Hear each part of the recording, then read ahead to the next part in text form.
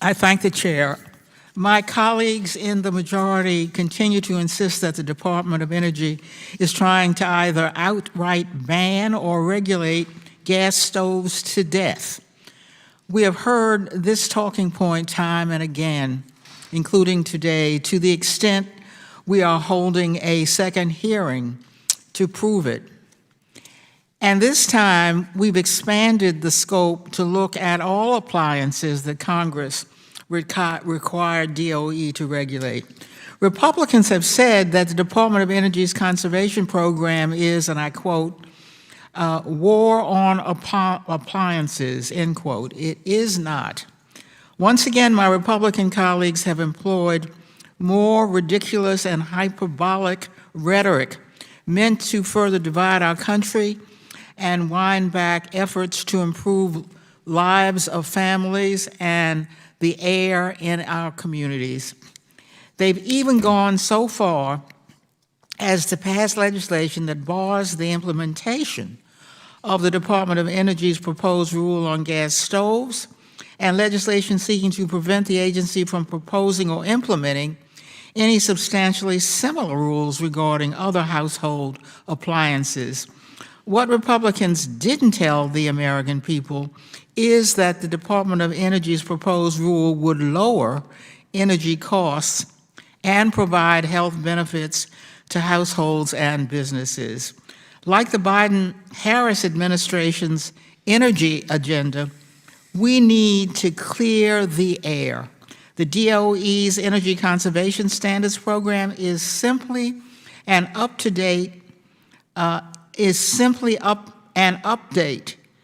to efficiency standards for home appliances, an update that states and local governments literally sued the federal government to make happen. Updating energy efficiency regulations has been a standard practice for years. In fact, Presidents Reagan and H.W. Bush both signed efficiency standards for various household appliances into law during their presidencies. This hearing today is just another example of Republicans attempting to ignite the right-wing rage machine over a non-issue. I yield back. Top economists are now warning of rising gas prices across the nation. Many lawmakers are pushing for more direct inflation relief checks throughout this year. Huge $500 stimulus checks have already been approved and are ready to go out over the next few weeks. My dear friends, please make sure that you watch until the end of this video for all of the details. I will be announcing several winners for the Walmart gift card giveaway. Please make sure that you enter these weekly giveaways by clicking and liking several of my videos, and then comment below the keyword of each video that you watch. The more videos that you comment on, friends, the greater your chances of winning the weekly giveaways. Average gas prices are back above $4 per gallon in a dozen U.S. states, as higher oil costs coincide with the last few weeks of the busy summer driving season. The price of crude oil, which accounts for about half of what you as a consumer pay for a gallon of gas, has climbed more than 20% since late June. This pushes gas prices to the highest in 2023.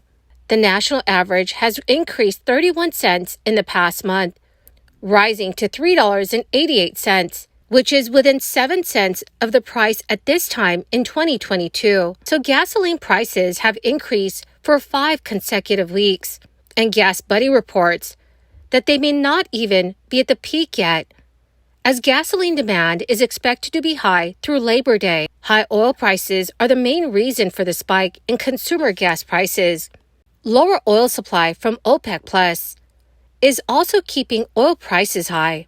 An oil production cut from Saudi Arabia went into effect last month and will remain in place through at least September.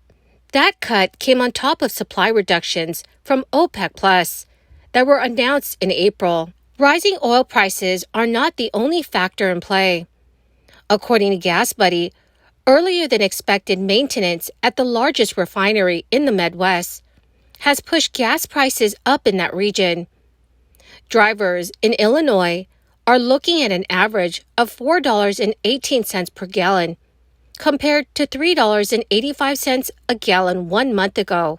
Nationally, more than 10% of gas stations are charging above $5 per gallon. This summer, gas prices have been impacted by extreme heat, which has disrupted refinery operations. While AAA says these issues have subsided, weather may continue to impact prices, especially with the threat of hurricanes being highest through September. So friends, please comment below how much a gallon of gas is in your city. Monthly $500 payments will go out to Texas residents in a new Universal Basic Income program. After a 4-1 vote in the Harris County Commissioner's Court, officials of Harris County, Texas, have begun receiving applications for a Universal Basic Income program. The payment program is called Uplift. It will send $500 checks for 18 months to 1,500 residents who make less than 200% of the federal poverty level. This means a family of 4 making $60,000 or less per year will qualify. Recipients will be randomly chosen and be able to spend the money how they see fit.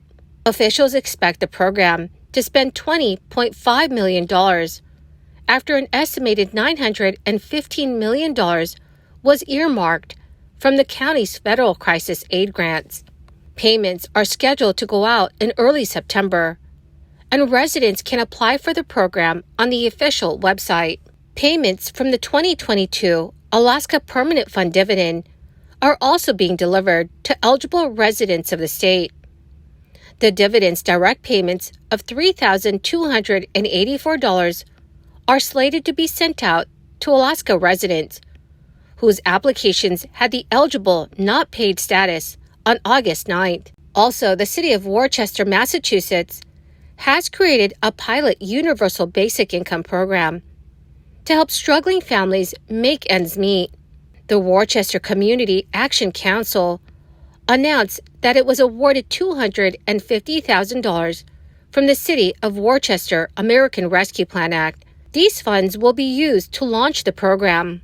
52 low-income households in the county will be selected to participate over a 2-year period.